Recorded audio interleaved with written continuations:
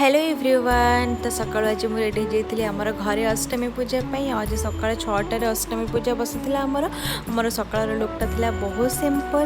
घरे आरती सारी पूजा सारी सांगे सांगे बाहर जाइलु मेला पूजा देखापी मेल भी बहुत बढ़िया दीप लगी एत झुणा होता आज जे माँ को मुहटा बिल्कुल भी देखा जाऊ ना।